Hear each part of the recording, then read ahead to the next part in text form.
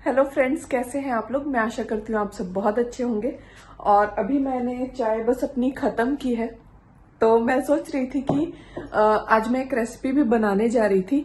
तो मैंने सोचा कि आप लोगों के साथ भी वो रेसिपी शेयर कर दूं, और जो मेरे पुराने व्यूअर्स हैं उनको भी मैं कोई चीज़ दिखाने वाली हूँ कि हमारे हॉल का हमने रीअरेंजमेंट किया है। आप देख सकते हैं। पहले मैं बैक कैम से आप लोगों को दिखाती हूँ तो ज़्यादा बेहतर आप लोगों को पता लगेगा। और ये कुशन कवर मैंने अभी हम ग्लोबल विलेज गए थे ना, वहां से लिए। और कौन सा चेंज आपको नजर आया हमारे हॉल में वो भी बताइएगा। जो मेरे पुराने व्यूवर्स हैं शायद वो तो जज कर ही चुके होंगे। और हाँ, दिवाली में ये फ्रिज भी लिया। किचन में आई तो मुझे याद आया कि हाँ, ये फ्रिज भी हमने नया लिया है। और आज मैं बनाने जा रही हूँ कसार, जो मैं आप लोगों को पहले ही बता चुकी हूँ।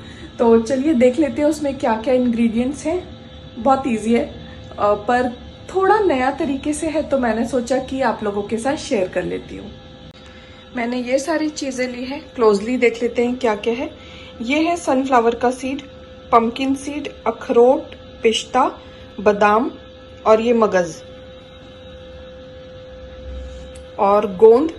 ये हम लोग शिखर जी से लेकर आए थे, ऐसे मतलब वहां पे टुकड़ा करके ही मिलती है, तो ये फ्राई करने में बहुत इजी रहती है। और ये गुड़ वाली शक्कर और ये मोटा आटा। इसमें ये सारी चीजें मैं डालूंगी। मोटा आटा मैं इसलिए स्पेशली लेकर आई हूँ, अगर बहुत बार जो अपन रोटी बनाने के लिए यूज करते हैं ना, उसका अगर अपन कसार बनाए ना तो खाते वक्त गले में चिपक जाता है, तो खाने में उतना इजी नहीं होता क्योंकि ड्राई रहता है ना, इसलिए मैंने मोटा आटा लेकर आया है ताकि खाने में भी वो इजी रहे। और इस मोटे आटे की एक और रेसिपी होगी जो मैं आप लोगों के साथ जल्द ही शेयर करूंगी, वो है खुरमा। हमारे छत्तीसगढ़ स्पेशल रेसिपी है और गुड़ से बनती है, वो भी एक स्वीट डिश है। तो वो भी नेक्स्ट व्लॉग में मैं कभी भी आप लोगों के साथ शेयर करूंगी। तो चलिए आज कसार बना लेते हैं। आइए चढ़ा लेते हैं अपनी लोहे की कढ़ाई। लोहे की कढ़ाई इसलिए बोल रही हूँ क्योंकि मेरे पास अवेलेबल है। आप चाहे तो किसी और भी कढ़ाई में बना लीजिएगा, पर नॉनस्टिक बर्तनों का उपयोग कम ही कीजिए। ऐसा सुनने में आ रहा है कि नॉनस्टिक बर्तन की कुकिंग से हेल्थ के लिए मतलब हानिकारक है, इसलिए। और हाँ, आप लोगों को इंग्रेडिएंट तो बताना भूल ही गई। इस कसार में हम जो मखाने हैं वो भी घी में रोस्ट करके डालेंगे। तो जितनी भी सारी चीजें मैंने बताई थी वो सारा घी में रोस्ट करेंगे हम। तो अपना प्रोसीजर स्टार्ट करते हैं। सबसे पहले कढ़ाई में मैं डालती हूँ घी, और कोशिश कीजिएगा कि आप लोग भी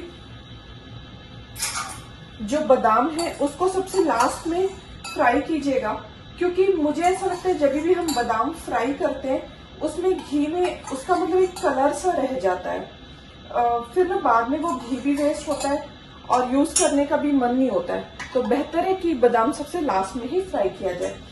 तो घी को गर्म होने देते हैं और सबसे पहले हम फ्राई करेंगे इसमें गोंद और उसके बाद मखाना, फिर जो भी इंग्रेडिएंट आपको लगे वो फ्राई करते जाएंगे। मैंने घी में एक गोंद का दाना डाल के देख लिया है, वो तल हो रही थी। तो अब मैं इसमें थोड़े थोड़े गोंद डालकर इसको फ्राई करूंगी। वैसे भी बोलते हैं कि गोंद खाना चाहिए, हेल्थ के लिए, हड्डियों के लिए बहुत अच्छी चीज है। वैसे भी किस सीड का क्या बेनिफिट है हेल्थ के लिए ये मैं डिस्क्रिप्शन बॉक्स में दे दूंगी, तो आप लोग चेक भी कर सकते हैं। इसको छोटा छोटा ही बैच लीजिए तो बेहतर है। और मैं इसको जानबूझकर स्ट्रेनर में निकाल रही हूँ ताकि जो भी एक्सेस घी है वो वापस से कढ़ाई में चला जाए। गोंद फ्राई करने के बाद मैं डाल रही हूँ पंपकिन सीड्स। मेनली इसको फ्राई करने का या सेकने का पर्पस यही है कि इसमें से जो कच्चापन है वो निकल जाए। और जब भी आप किसी सीड को थोड़ा रोस्ट कर लेते हैं तो उसके ऑयल रिलीज होने से उसका टेस्ट बढ़ जाता है। पंपकिन सीड्स थोड़े थोड़े ब्लास्ट कर रहे हैं, तो सावधानी से ही कीजिएगा ये काम। और इसको अब हम निकाल लेते हैं।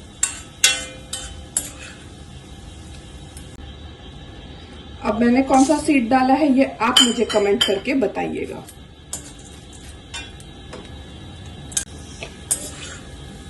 याद आ गया हो नाम तो होपफुली आप लोगों ने कमेंट कर दिया होगा। चलिए अब इसे भी निकाल लेते हैं।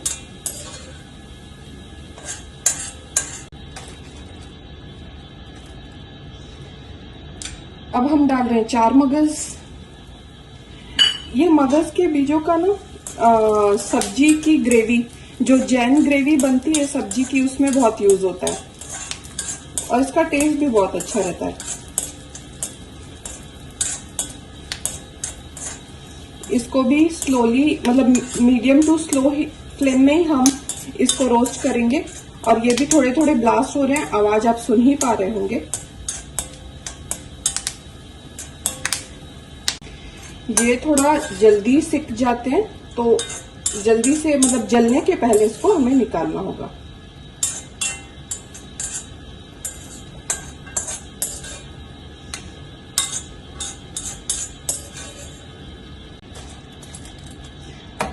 अब आप देख रहे हैं कढ़ाई में घी काफी कम बचा है, बहुत ही कम बचा है। तो अब हम इसमें थोड़ा सा और घी डाल लेंगे। अब हम इसमें फ्राई कर लेंगे पिस्ता।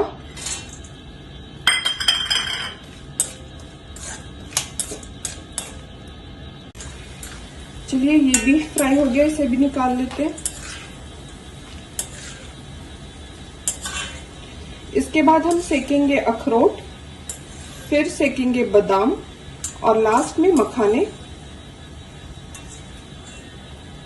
तो मैं ये सारी चीजें सेक कर फिर आप लोगों को बताती हूँ, वरना वीडियो अननेसेसरी लंबा और बोरिंग हो जाएगा।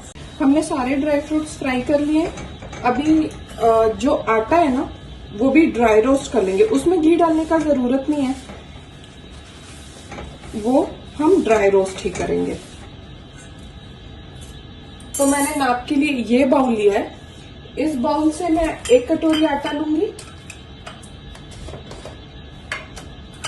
और मैं चीनी भी, जो शक्कर है, क्या बोलते हैं, गुड़ का शक्कर जो है, वो भी मैं 1 कटोरी डालूंगी। आप अपने हिसाब से, आपको जितना मीठा पसंद है उस हिसाब से आप शक्कर की क्वांटिटी बढ़ा सकते हैं।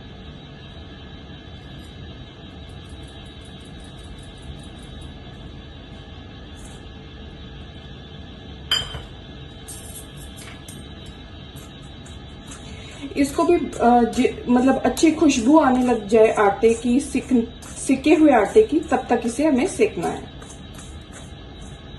और इसको मैं सेक रही हूँ। इसके बाद का क्या प्रोसीजर है, जो भी प्रोसीजर है उसके लिए ये ड्राई फ्रूट्स का कूल होना, ठंडा होना जरूरी है। इसलिए मैं आटा सेकने में टाइम दे रही हूँ, ताकि तब तक ये चीजें, क्या बोलते हैं, ठंडी हो जाए। जो ये आटा है इसको आप बिल्कुल भी तेज आंच पे मत सेकिएगा, वरना आटा ऊपर से तो ब्राउन हो जाएगा, सिकने की खुशबू भी आ जाएगी, लेकिन वो कच्चा रहेगा और जल जाएगा। मतलब वो जो सौंधापन आना चाहिए आटे की अच्छी सिकाई से, वो नहीं होगा। तो कोशिश कीजिए कि बहुत टाइम देकर प्यार से इस आटे को सेके, बहुत स्लो फ्लेम पर। हमारे इंग्रेडिएंट्स भी ठंडे हो गए हैं और आटा भी हमने सेक लिया है। तो चलिए अब इसको मिक्सी में ग्राइंड कर लेते हैं। और हम इंडियंस कुछ मीठा बनाएं और उसमें इलायची ना डालें, ऐसा हो सकता है क्या? तो अच्छे से दिल खोल के 15-20 इलायची, ज्यादा जितना आपको टेस्ट पसंद है उतनी इलायची के बीजे निकालकर इसको ड्राई फ्रूट्स के साथ हम पीस लेंगे। तो चलिए अब हम अपने सारे इंग्रेडिएंट्स को पीस लेते हैं। इसको बहुत ज़्यादा महीन नहीं पीसना है, वरना ना मतलब जैसे एक चिपचिपा सा बर्फी टाइप का जो होता है ना, मूंगफली की बर्फी बनाने के लिए जैसे हम मूंगफली को कुछ ज़्यादा ही पीसते हैं, वैसा नहीं करना है। थोड़ा टाइम दे दे के उसको पीसना है, जिससे ज़्यादा ऑयल उसका ना निकले। और अगर रेसिपी पसंद आए, वीडियो पसंद आए तो प्लीज़ लाइक कीजिएगा। चैनल पर नए हो तो सब्सक्राइब करना बिल्कुल मत भूलिएगा। और अगर रेसिपी पसंद आए तो अपने फ्रेंड्स एंड फैमिली के साथ ज़रूर शेयर कीजिएगा। तो चलिए अब हम इसको पीस लेते हैं। थोड़ा वो विस्क करके पीसिएगा। अभी मैं आप लोगों को बताती हूँ कि ये आटा ड्राई रोस्ट करने का क्या मकसद था। जो ड्राई फ्रूट्स होते हैं इनमें खुद का भी ऑयल होता है, फिर इनको हम घी में फ्राई करते हैं और फिर उसको जब पीसते हैं तो थोड़ा ना थोड़ा तो ऑयल वो अपना भी रिलीज करते हैं। तो जब हम उसको पीस लेते हैं तो वो कुछ इस तरीके का हो जाता है। देख रहे हैं आप इसकी कंसिस्टेंसी, थोड़ा चिपचिपा सा है। चिपचिपा भी नहीं बोल सकते, बट लड्डू बनाने के लिए जो कंसिस्टेंसी होती है ना हमारी, वो कंसिस्टेंसी आ जाती है इसकी। तो इसको इसी तरीके से तो नहीं खा पाएंगे ना ठीक से, इसलिए अब इसको हम ये ड्राई रोस्ट आटा में ऐड कर लेंगे, तभी तो वो पंजीरी वाला टेक्सचर आएगा ना, भुरभुरा सा। हमने इसमें सारा ड्राई फ्रूट निकाल लिया है, और जैसे कि मैंने बोला था मैं 1 कटोरी आटा ले रही हूँ, तो 1 कटोरी ही ये गुड़ वाला शक्कर लूंगी। आप अपने हिसाब से शक्कर कम या ज्यादा कर सकते हैं, क्योंकि और ये भी कर सकते हैं कि अगर आप मतलब जैसे आप बच्चों के लिए बना रहे हो तो हर बच्चे को गुड़ का टेस्ट तो शायद ना अच्छा लगे, तो आप उसमें शक्कर का पाउडर या एक बूरा आता है शक्कर का पिघलाकर उसे बनाते हैं, वो भी आप डाल सकते हैं। अब इसको हम अच्छे से मिक्स करेंगे आपस में।